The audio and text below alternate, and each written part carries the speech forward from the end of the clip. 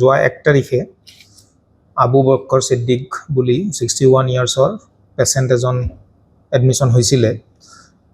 তেখেতৰ severe anaemia আছিলে আৰু সেইখিনি সময়ত হিমোগ্লোবিন লেভেল আছিলে 6। তো আমাৰ ডক্টৰে চাই পেলাই দেখিলে যে ব্লাড ট্ৰান্সফিউশ্যন দিব লাগিব। তাৰ কাৰণে এডমিশ্যন কৰা গ'ল। এডমিশ্যন কৰি তাৰপিছত তেওঁলোকক জনোৱা গ'ল ব্লাড কি লাগিব নালাগিব এইবিলাক সবখিনি যেতিয়া হ'ল 3 তাৰিখে তেওঁৰ এটা ব্লাড ট্ৰান্সফিউজ কৰা গ'ল। তেওঁলোকে সেই ব্লাডটো ট্ৰান্সফিউজ কৰাৰ পিছত একচুৱেলি এই পেচেণ্টজন ICUত এডমিশ্যন কৰিবলগীয়া পেচেণ্ট আছিলে। অৱস্থা সিমান এটা ভাল নাছিলে সেইদিনা, কিন্তু আমাৰ ICU বেড খালী নাছিল কাৰণে জেনেৰেল ৱাৰ্ডত এডমিট কৰি ৰখা গৈছে। ৰাখি 3 তাৰিখে ব্লাড ট্ৰান্সফিউশ্যন কৰাৰ পিছত যিহেতু ICU বেড খালী হৈছিলে তেখেতক ICUত শিফ্ট কৰা গৈছে কেয়াৰ এটা দিয়াৰ কাৰণে। তাৰপিছত তেখেত ICU ট্ৰিটমেণ্ট লৈ থাকিলে। 5 তাৰিখত তেখেতৰ দ্বিতীয় ব্লাডটো দিবৰ কাৰণে এটা ৰিকুইজিশ্যন দিলে।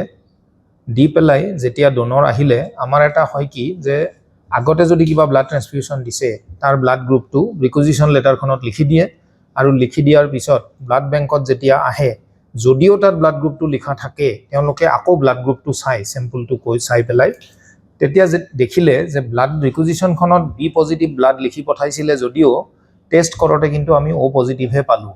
পোৱাৰ পিছত সেইটো পৰীক্ষা কৰা গ'ল যে আগৰ ব্লাড যিটো দিয়া হৈছিলে তাৰ কি ৰেকৰ্ড আছে টিকটটো চোৱা গ'ল। চাওঁতে তাত দেখা গ'ল যে এখন B পজিটিভ ব্লাডৰ এনেকুৱা ধৰণৰ স্লিপ এখন পেষ্ট কৰি থোৱা আছে যিটো আমি ব্লাড বেগৰ লগত দি দিয়া যায়। কথাটো যেতিয়া দেখিলোঁ যে এইটো চাবলগীয়া এটা কথা, যিহেতু স্বাস্থ্যৰ কথা আছে, তো আমি গ'লোঁ, মই নিজেও গ'লোঁ, গৈ পেলাই ৰেজিষ্টাৰবিলাক চালোঁ যে একচুৱেলি কি ঘটনাটো হৈছে। ৰেজিষ্টাৰবিলাক যেতিয়া চালোঁ, ৰেজিষ্টাৰবিলাক চাওঁতে ৰেজিষ্টাৰত দেখিলোঁ যে যিটো ব্লাড একচুৱেলি ৰিলিজ কৰা হৈছিলে এই পেচেণ্টজনৰ কাৰণে, যদিও আমাৰ B পজিটিভৰ কাগজখন মাৰি থোৱা আছে, ৰেজিষ্টাৰৰ মতে কিন্তু O পজিটিভ ব্লাডহে তেওঁক ৰিলিজ কৰা হৈছিলে। কিন্তু কথাটো হৈছে কি যে ৰেজিষ্টাৰটো চালে নহ'ব, তাতো কিবা এটা ভুল হ'ব পাৰে। এটা আমাৰ হয় কি যে ব্লাড বেগৰ লগত এটা পাইপ এডাল থাকে, সেইটো সেগমেন্ট বুলি কয়। ব্লাডটো যেতিয়া আমি টেষ্ট কৰোঁ সেই পাইপডালেৰে ব্লাডটো উলিয়াই পিনি টেষ্ট কৰা যায় আৰু সেই পাইপৰ যিটো সেগমেন্ট থাকে সেই সেগমেন্টটো 7 দিন ৰখা যায়, নহয় জানো? 7 দিন আমাৰ লেবৰেটৰীত থাকে আৰু সেই সেগমেন্টটোৰ ওপৰত এটা নম্বৰ থাকে আৰু ব্লাড বেগৰ ওপৰতো নম্বৰ থাকে। সেই নম্বৰটো এমব্ৰছ কৰা থাকে, এইটো লিখা নম্বৰ নহয়, নম্বৰটো পঢ়িব পাৰি। সো সেই নম্বৰটো আমি সেই সেগমেন্টটো কেনেকৈ আইডেন্টিফাই কৰিলোঁ, যিখন ব্লাড ৰিকুইজিশ্যন দিয়া হৈছিল আৰু যিখন ব্লাড ৰিকুইজিশ্যনৰ ওপৰত বেছ কৰি আমি ব্লাডটো ৰিলিজ কৰিছিলোঁ ব্লাড বেংকৰ পৰা, তাত সেই সেগমেন্টৰ আৰু ব্লাড বেগৰ নম্বৰটো লিখা থাকে। আমি সেই নম্বৰটোৰ সেগমেন্টটো আমি যেতিয়া ওলোৱাৰ পিছত সেই সেগমেন্টৰ ব্লাডটো আমি কৰিলোঁ কি যে এইটো টেষ্ট কৰা যাওক একচুৱেলি পেচেণ্টটোৱে কি ব্লাড গ্ৰুপ পাইছে। সেগমেন্টটো যেতিয়া আমি টেষ্ট কৰিলোঁ, কৰোঁতে O পজিটিভ ব্লাড ওলালে, সেইটোৱে কনফাৰ্ম কৰিলে কি যে পেচেণ্টজনে আচলতে O পজিটিভ ব্লাডেই পাইছে। কিন্তু ক্লাৰিকেল এৰৰ বশতঃ আমি ভাবিলোঁ তেতিয়া মই এইটো কনফাৰ্ম কৰা নাই এতিয়ালৈকে, তাৰপিছত কি কৰিলোঁ মই সেইটো ক'বলৈ গৈ আছোঁ যে আমি ভাবিলোঁ যে ক'ৰবাত এইটো কিবা এটা গণ্ডগোল হৈছে যিটোৰ কাৰণে এই স্লিপখন গৈছে, হুৱেৰাজ এই নীলা স্লিপখনহে তাত আঠা লগোৱা থাকিব লাগিছিল, কিন্তু আঠা লগোৱা আছে এইখন স্লিপ। তাৰপিছত আমি কি কৰিলোঁ যে গোটেই এটাটো আমি কনফাৰ্ম হ'লোঁ যে পেচেণ্টটোৱে O পজিটিভত বাদে B পজিটিভ ব্লাড পোৱা নাই। তাৰপিছত ভাবিলোঁ কি যে নহয়, এইটো চাইণ্টিফিকেলি আৰু যদি কিবা টেষ্ট কৰিব লগা আছে তেনেহ'লে আমি এখন কমিটি বনাই চাইণ্টিফিক মানুহখিনি ৰাখি, যিহেতু এনাস্থেচিয়া ডিপাৰ্টমেণ্টে ICU কেয়াৰটো চায় আৰু গোটেই বাকী যি পেৰামিটাৰ্ছ, ধৰি লওক ব্লাড ট্ৰান্সফিউশ্যন হ'লে কিবা যদি মিছমেচ হৈছে, কিবা যদি পেৰামিটাৰ তাতে ওলায়, গোটেইখিনি যাতে চাব পাৰে তেওঁলোকে, সেইকাৰণে এনাস্থেচিয়াৰ হেডক আমি চেয়াৰপাৰচন বনাই পিনি এখন কমিটি বনাই দিয়া গ'ল যে তেওঁলোকে এনকুৱাৰীটো কৰক। দিনা থাকিব লাগিছিল। এই কমিটিখন লগে লগে কৰি দিছোঁ যেতিয়াই বস্তুটো আমাৰ দৃষ্টিগোচৰ হৈছে। তাত এনকুৱাৰী কমিটিত আছিল এনাস্থেচিয়াৰ professor and HOD Sandita Konwar, associate professor surgery আছে অজয় কুমাৰ ক্ৰো, ফিজিকেল মেডিচিনৰ আমি, কাৰণ তেওঁলোকে ব্লাড ট্ৰান্সফিউশ্যনৰ লগত ৰিলেটেড হৈ থাকে, চাৰ্জিকেল ছাবজেক্ট, গতিকে তেওঁলোকৰ এটা নলেজ থাকে। তো ফিৰদৌছ আহমেদ এছিষ্টেণ্ট প্ৰফেচাৰ তেওঁক ৰাখিছিলোঁ, ডেপুটি ছুপাৰিণ্টেণ্ডেণ্ট এজন ৰাখিছিলোঁ, নৱাজ শ্বৰীফ আছিলে হস্পিটেল এডমিনিষ্ট্ৰেটৰ, তেওঁ কাৰণ ডিল কৰি আছে গোটেইখিনি বস্তু জানে, আৰু আমাৰ মেট্ৰনক ৰাখিছিলোঁ।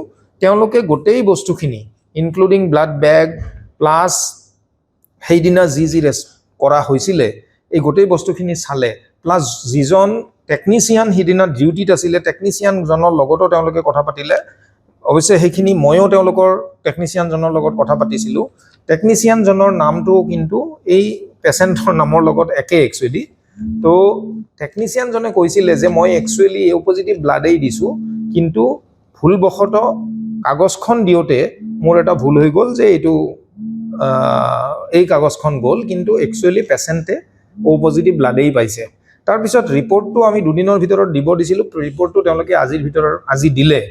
দিওঁতে তেওঁলোকে এটা কনক্লুশ্যন দিলে, এনেকুৱা 3টা পইণ্ট তেওঁলোকে কনক্লুশ্যন হিচাপে দিছে।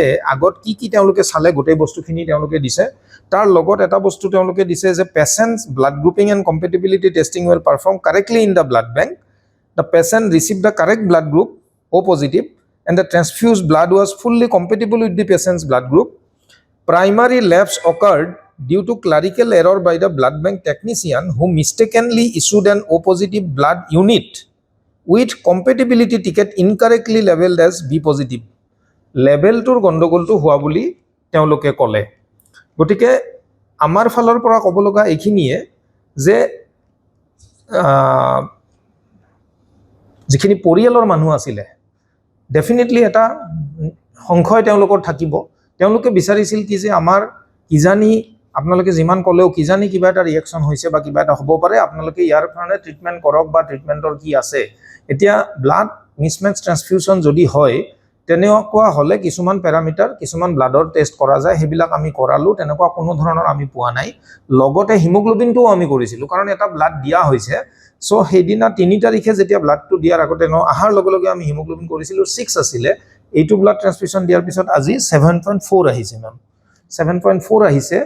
আৰু এটা কথা ইয়াতে আছে যে তেওঁ কিছুমান অসুবিধা আমাক কৈছিলে, কিন্তু সেই অসুবিধাবিলাক ট্ৰান্সফিউশ্যন ৰিয়েকশ্যন বা মিছমেচ ট্ৰান্সফিউশ্যন হ'লে হোৱা ধৰণৰ অসুবিধা নহয়। আৰু জেনেৰেলি কি হয় যে ট্ৰান্সফিউশ্যন ৰিয়েকশ্যন বা মিছমেচ ট্ৰান্সফিউশ্যন যদি হয় তেনেহ'লে যথেষ্টখিনি দুবিধা আহে আৰু যথেষ্টখিনি চিৰিয়াছ হৈ পৰে পেচেণ্ট এজন। আমি ইমানখিনি সময় তেওঁক একচুৱেলি ক'ব নালাগে যে আমি নাপাওঁ। তথাপি আমি যিখিনি তেওঁৰ ধৰি লওক হিমোলাইচিছ হ'ব পাৰে বা এনেকুৱা ধৰণৰ হ'ব পাৰে সেইটো ভাবি আমি টেষ্টখিনি কৰালোঁ, আমি তেনেকুৱা কোনো ধৰণৰ পোৱা নাই। দ্বিতীয় কথাটো হৈছে কি যে আমাৰ লেবৰেটৰীত আমি টেষ্ট কৰাইছোঁ, আমাৰ লেবৰেটৰীত টেষ্ট কৰালেও আমিতো এইটো কোকৰাঝাৰতো পঠালোঁ, কোকৰাঝাৰ মেডিকেল কলেজতো এটা লেবৰেটৰী আছে। যে এনেকুৱা হ'ব পাৰে যে কোনোবাই হয়তো ভাবি পৰে যে আমি আমাৰ লেবৰেটৰীতে কিয় কৰালোঁ, এটা বেলেগ ক্ৰছ চেকিঙৰ কাৰণে আমি বেলেগ লেবৰেটৰীৰ এটাটো চাওঁ। আমি কোকৰাঝাৰ মেডিকেল কলেজলৈ কিয় তেওঁলোকে চেম্পল পঠাইছোঁ, সেইটো ৰিজাল্টটো আমি এতিয়ালৈকে পোৱা নাই।